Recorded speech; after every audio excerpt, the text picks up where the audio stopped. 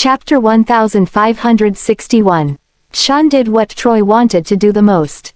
I'm at fault too. I haven't done my part in the past few years. I even dragged you guys down. Enough. Olivia slammed her palm on the table, attracting their attention. This isn't the time to be owning up to your mistakes. The more you do this, the happier Brandon will be. Mr. Fordham Sr.'s plane has exploded, and we can't be sure if he's really dead for now. Don't jump to conclusions. Olivia held her head high. She never thought that a day would come when she would play such a crucial role in the Fordham family. Of course, you have to be prepared for the worst. If Mr. Fordham Sr. has truly passed away, as his sons, you should keep the family safe. Don't hurt your family and do what your enemies would love to see. Our utmost priority is to locate Madame Fordham as soon as possible. Her eyes have to be treated urgently. If not, even if she's found later on, her eyes won't be able to recover anymore. Next, Mr. Fordham Sr. has abandoned his business overseas to come back. Someone has to take over his work. A country can't survive a day without its ruler, after all. If you don't do something about it, the Fordhams will be ruined for real. Also, Mr. Troy, you still have to rest and recuperate. Your most important job is to get well soon. Olivia soon stabilized the situation. She hadn't been with them for long, and she was even younger than some of them, but her words were very convincing. Yes, we shouldn't lose our cool. We're so glad you're here, Dr. Fordham. Olivia helped Avery to his seat. In reality, she was the most worried about Avery.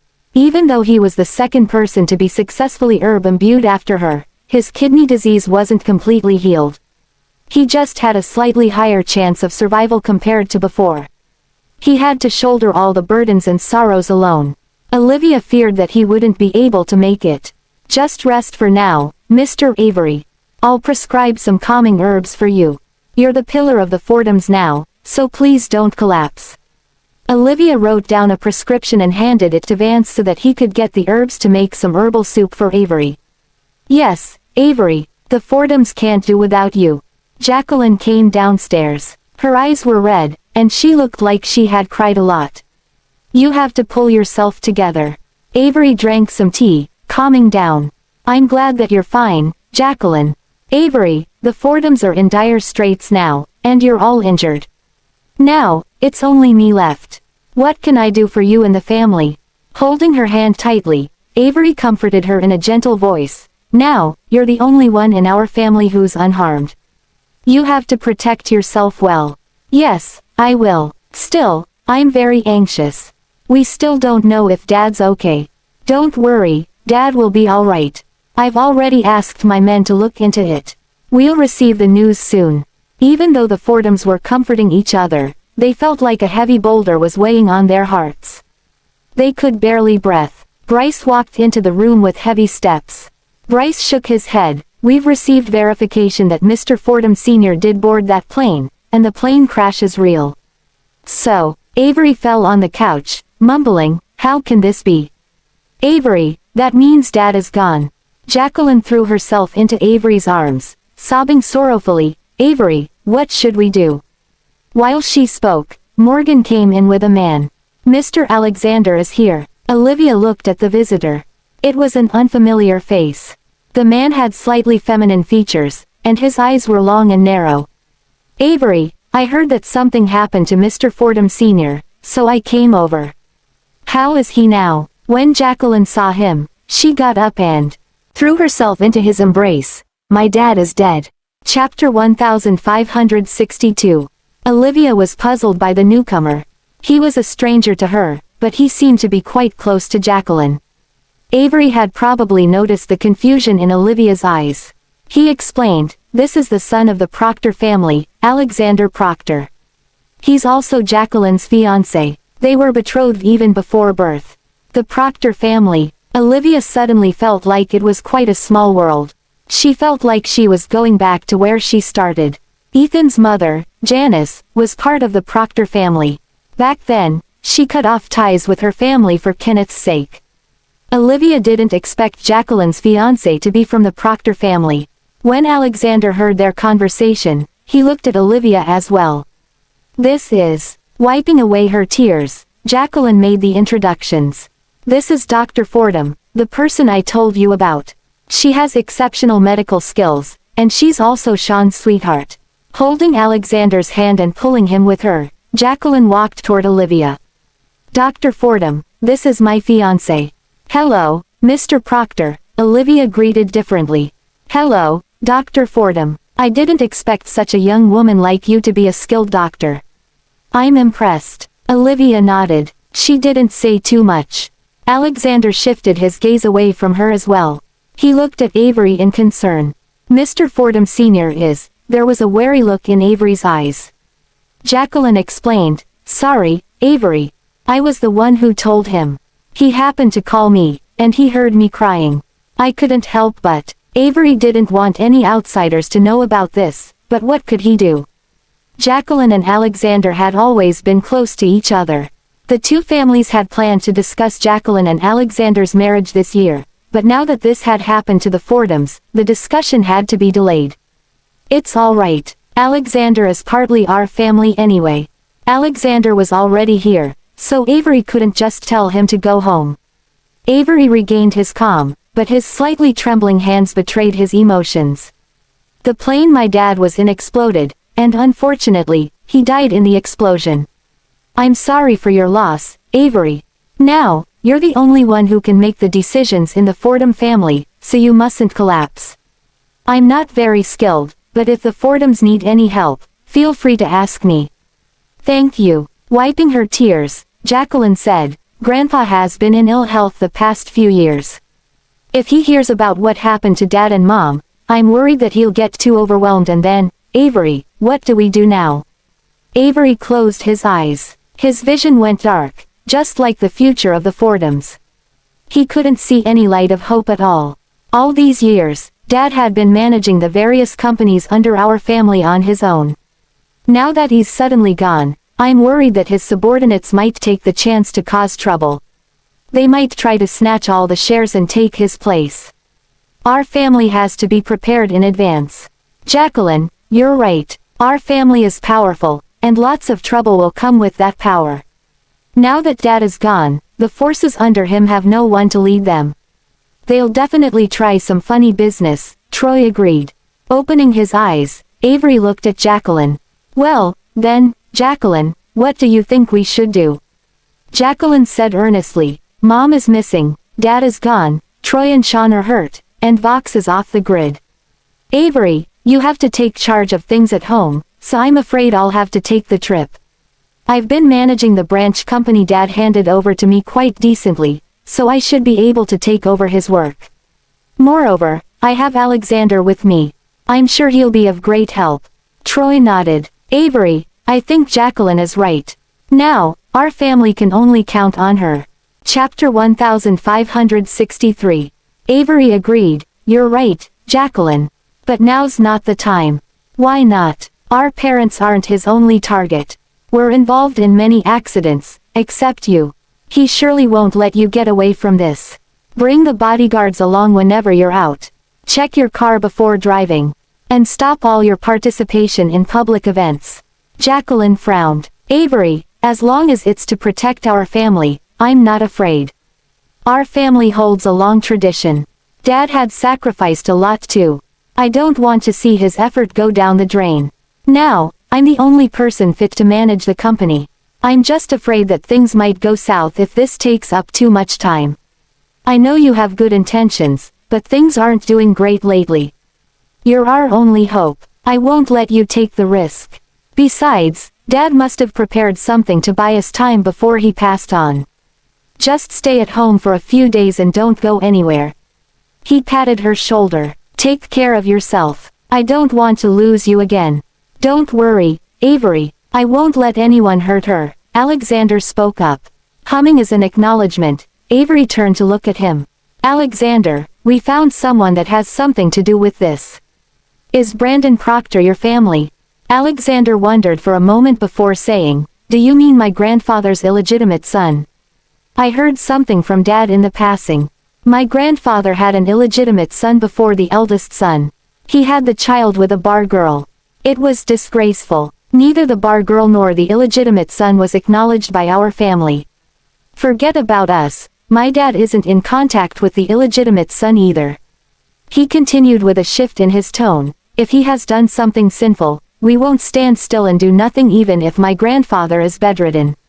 He's the mastermind who planned everything behind the scenes, playing with the Fordham family, hurting my younger brothers, and killing my mother.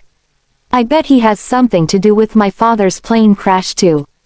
If you can track him down and save my mother, I'll be very thankful. Don't be such a stranger. Both our families have been friends for a long time. Jacqueline and I have been engaged since we were young. We're a family. I have no idea where that person is, but I'll ask my family. It's just that, Alexander sighed. As far as I know, he's a genius, an extreme genius at that. He sees us as enemies. He cut ties with us years ago, so I think it'll be difficult to track him down. But I'll do my best. Thank you. I have to go to High C to settle Dad's matter, said Avery tiredly. Get some rest when you can, Jacqueline reminded him. Your two brothers are injured, so you're the only one I can count on, Jacqueline. Take care of the household. A sigh escaped from him. Don't worry, Avery, I'll look after it well. Be careful, Dad's gone and Mom's missing. I'm afraid that you might be next. It's dangerous, but there's nothing else that we can do. I have to take care of Dad's funeral. He suddenly tumbled, but fortunately, Bryce managed to catch him. Look at you, Avery. Don't go, just leave it to me, Jacqueline offered with concern. Avery stroked her head. You're all grown up, huh? But how can I expose you to danger? If something happens to me, please take care of the family for me. Chapter 1564. Jacqueline nodded. I won't let you down, Avery. Take care. Okay. Avery slowly rose to his feet. I need to handle Dad's funeral now. I'll be counting on you, Jacqueline. Okay, don't worry about it. Before he left, he reminded her, oh, Jacqueline. Dr. Fordham isn't an outsider. You can tell her anything. She can help you out. Got it. All meek and demure she was when Avery was around. However, the moment he left, her expression changed. She slammed the door shut, unable to control her rage. That bitch. Who is she to manage the household with me? Alexander held her hand. There, we're halfway through our plan. The Fordham family is reaching its demise. They're on the chopping block. They won't be able to turn the tables anymore. Geez, it was supposed to be a good opportunity to take over the Fordham family. Avery's doing this because he's worried about you. He doesn't want to drag you into the fray. Don't be angry. We've already bided our time for years. This is nothing. We can wait. Jacqueline sat on the couch with her legs crossed. She fished out a cigarette, and he quickly lit it up for her. After exhaling a cloud of smoke, she finally regained her composure. There aren't many in the family who are functional at the moment. That's their main problem. That old geezer is the only one left. Once he's dead, the Fordham family will go downhill. Troy lost his arm and Sean can't walk. They're nothing. Keeping them under control will be easy peasy. That old man isn't an easy target, though. No matter how capable he was, that's all in the past. He's old and ill now. This is our time. It'll take a lift of a finger to eliminate him for good. What are you going to do? Alexander, tell him about what's happening to the Fordham family. We don't have to do anything after that, huh? He'll spend his last breath learning the bombshell and die due to shock. The last time I saw him, he was barely surviving. I'll get it done immediately. Jacqueline stood before the window, watching the Fordham residence that was shrouded in darkness. It was almost as dark as the glint in her eyes. She murmured, Mom, the revenge is going to be successful. The Fordham family is done for. The temperature dropped at night. Dark clouds layered each other, threatening to rain. Olivia changed the medicine for Troy. It was heart-wrenching to watch the prodigy fall from grace. Willow drew a sunrise, the golden brilliance shining through the mist. He let out a bitter smile. It's beautiful. Unfortunately, I won't be able to draw with you again. She signaled something in response. Although he didn't know much about sign language, his limited knowledge was enough for him to tell that she was comforting him. Olivia carried the tray of medicine to Sean's room and locked it. He stood up from his wheelchair. Olivia, how long are you going to make me wait? Look at our family. There has to be someone managing the household. Relax, Sean. How can I be relaxed? Someone turned our family upside down and we found out who the murderer is. How long must I keep up with this act? It's true that Brandon is the murderer. But how can you be sure that he doesn't have an accomplice? What if there are more of them? Chapter 1565. Sean's eyes widened when Olivia said that. You're saying that there's a mole in our family. Think about it. Garrett's autopsy report is out. He died only in recent years. In other words, Brandon only used his identity for years, but the tragedies happening in the Fordham family aren't something new. You guys have been suffering for at least more than 10 years. Do you think he could have had everything his way without a mole? Sean finally got the whole picture. Thank God you reminded me. It's not your fault. Way too many things have happened to the Fordham family. It's normal for you to lose your reasoning. Outsiders always see the picture clearer than the people involved. Anyway, the other party spent more than 10 years, or maybe longer than that, to set this up. Doing it all alone is impossible. Does that mean Avery is in more danger? Sean frowned, feeling concerned. Shayna's kidnapping wasn't the end of it, it could be the start of something. No, I can't let anything happen to him. He's basically sending himself to the lion's den. He grew anxious. I have to tell him about this. Oh, it's best to keep this a secret from Grandpa. His health has been deteriorating these years. If he knows what's going on, I'm afraid that we'll lose him too. Olivia sighed before offering a few words of comfort. Right then, someone knocked on the door. Who's that? Sean was on the brink of losing his mind. The sheer sound of that made him feel uneasy. Mr. Sean, this is bad. It was Morgan. What? Did something bad happen again? Sean tensed. Calm down. Let me go take a look.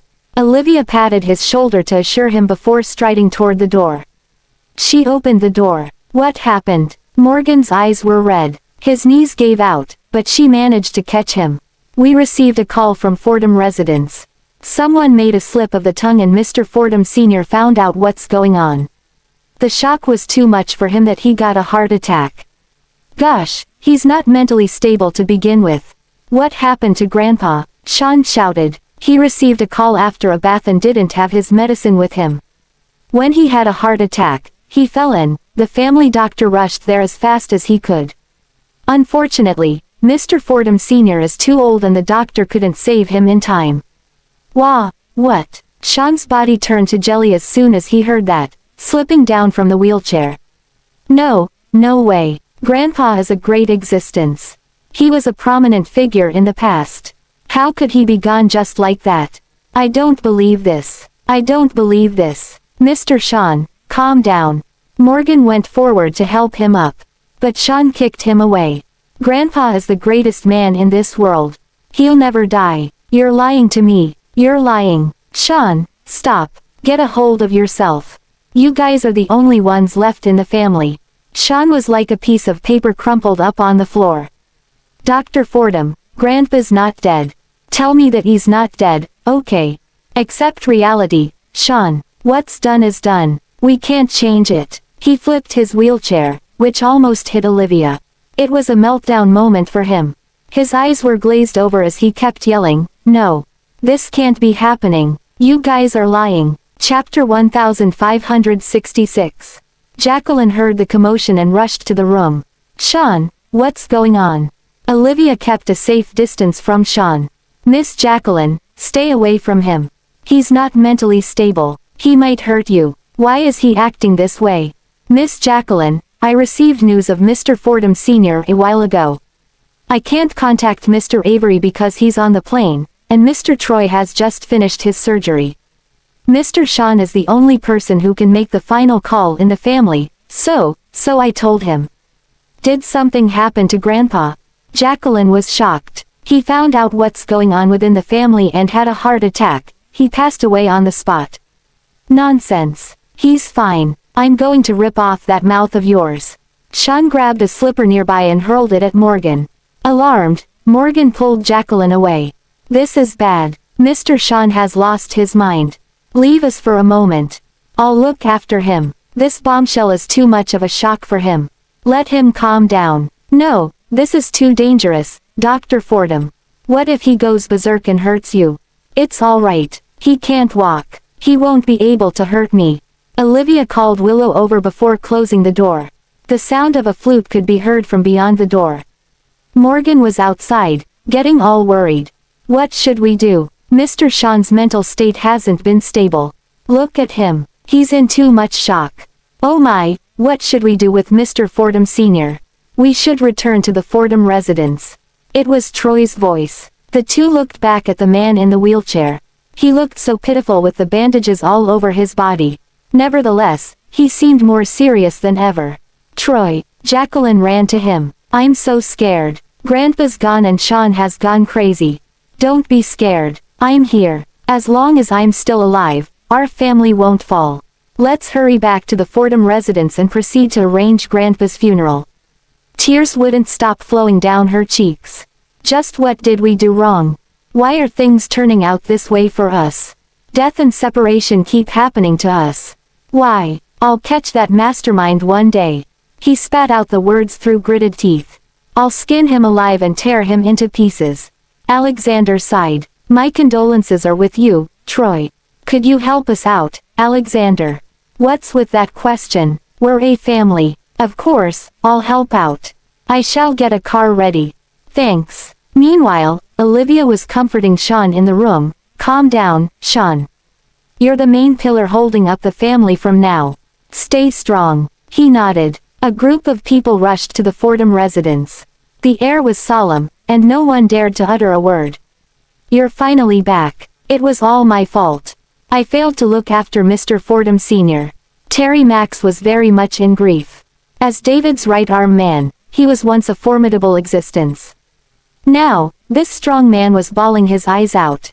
Terry, Grandpa, he. Mr. Troy, Mr. Sean, please go see him for the last time. Troy slid down from his wheelchair, kneeling next to the bed. The old man in bed had lost the solemnity they were so used to.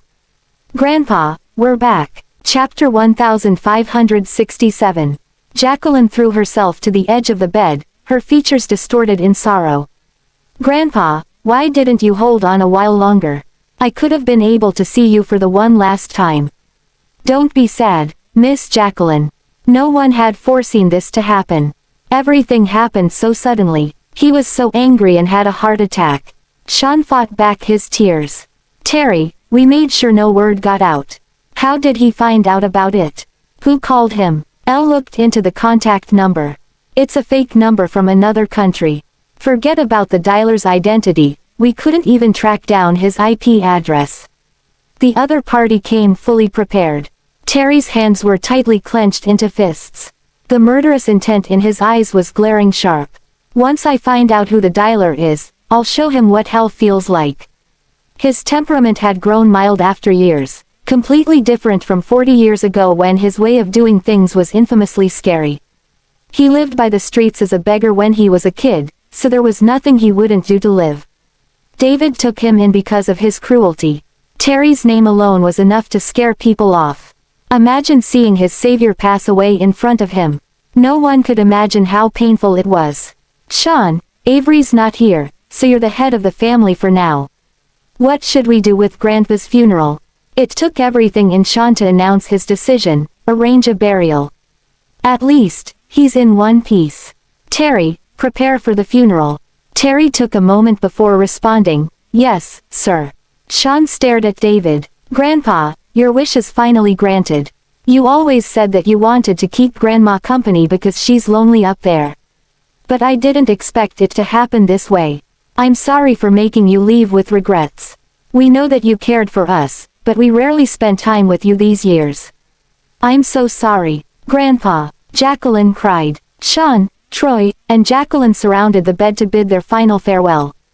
Olivia walked up to them and offered solace. We should dress him up so that he can leave with dignity. Terry led a team of professional morticians into the room. The others were requested to leave the room for now. I'm sorry, Dr. Fordham.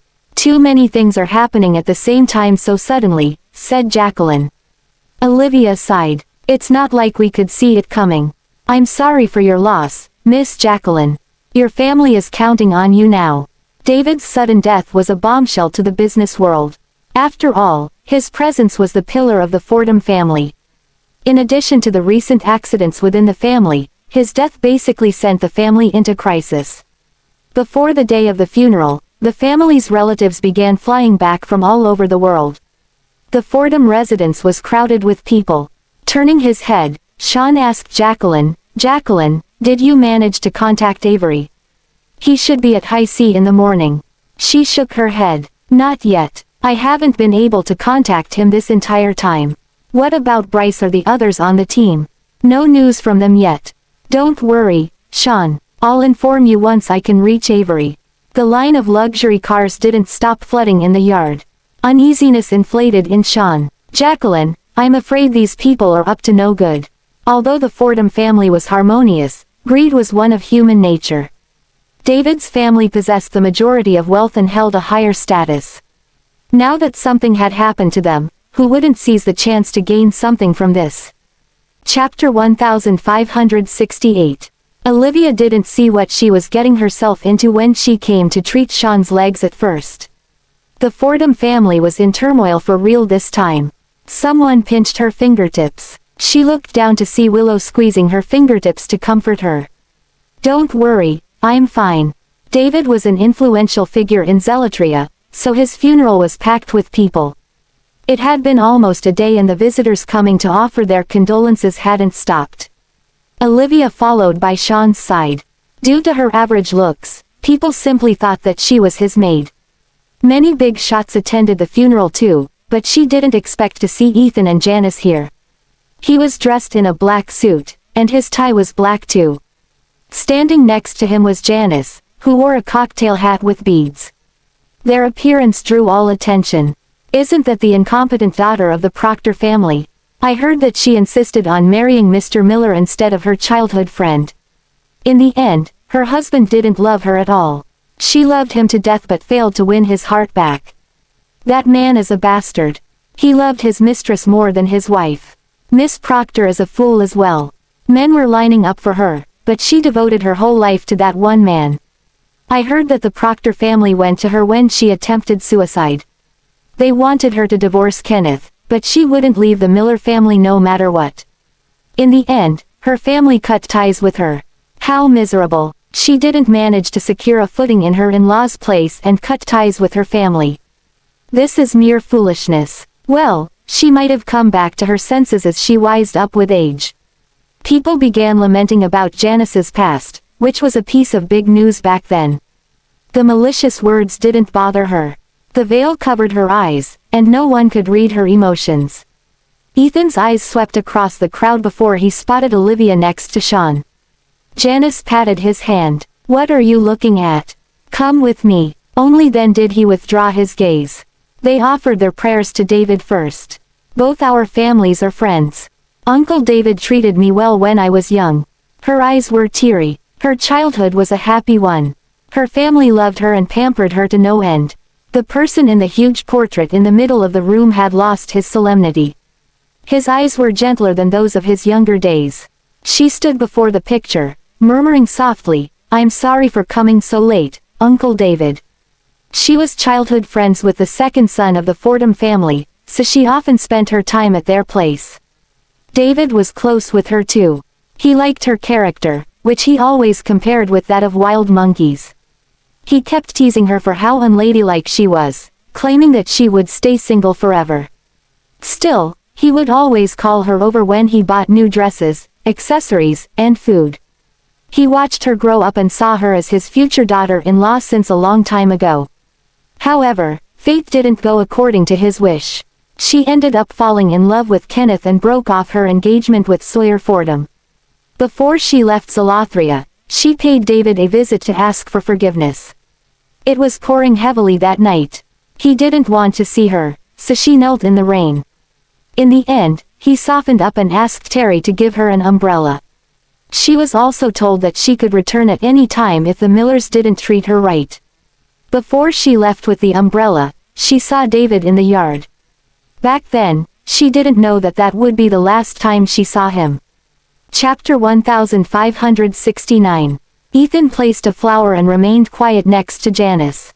The Proctors noticed her and were, in fact, more surprised than Olivia to see her here. Anna, Janice's mother, had mixed feelings seeing her daughter here. Anna walked over, her body shaking. "What are you doing here, you ungrateful one?" Janice raised her head and took in Anna's haggard face. Her chest tightened. She didn't spend her time right all these years. Now, she finally realized how foolish she was for not being a filial daughter.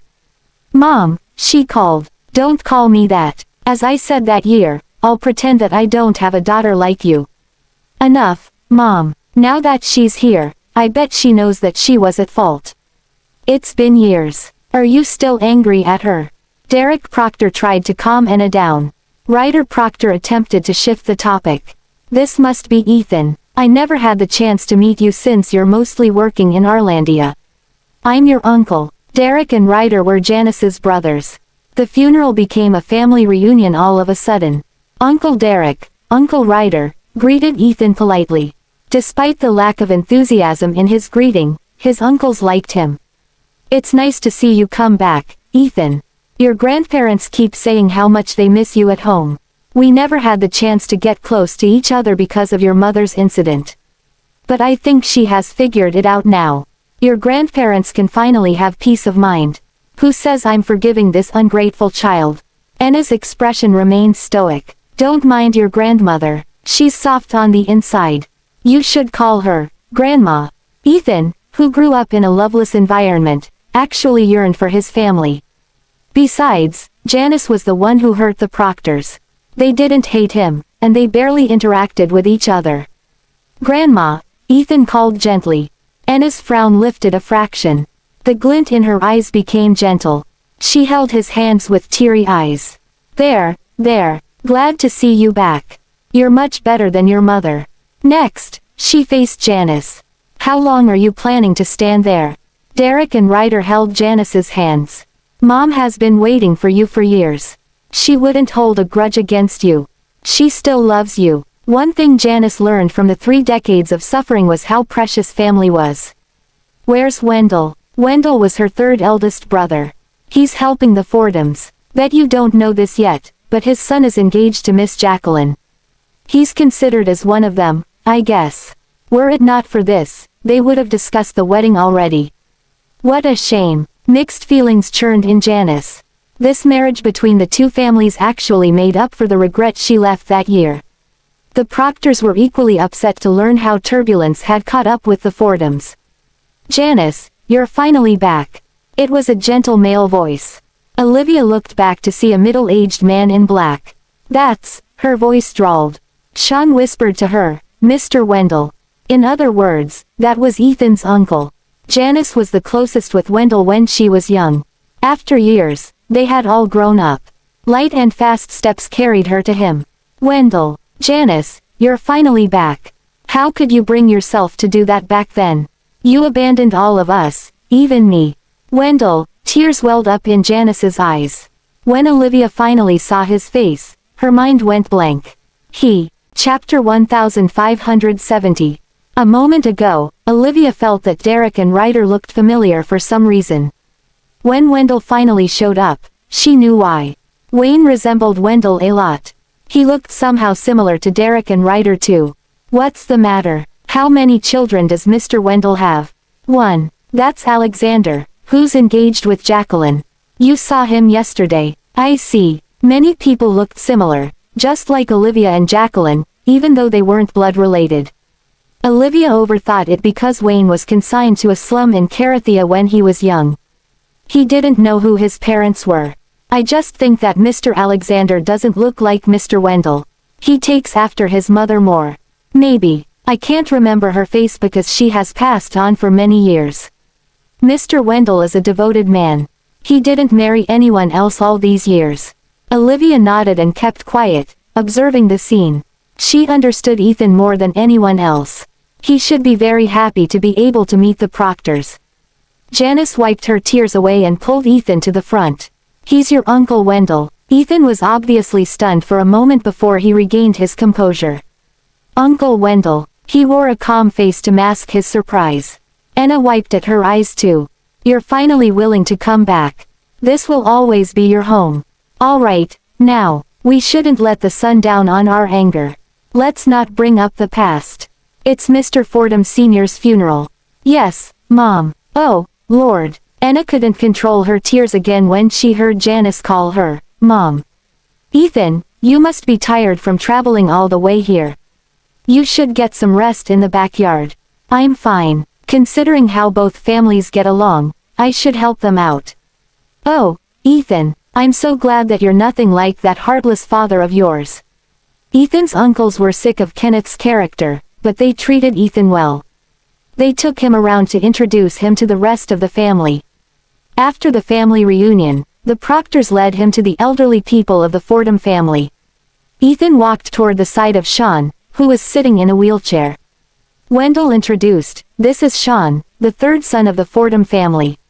Sean, this is my nephew, Ethan."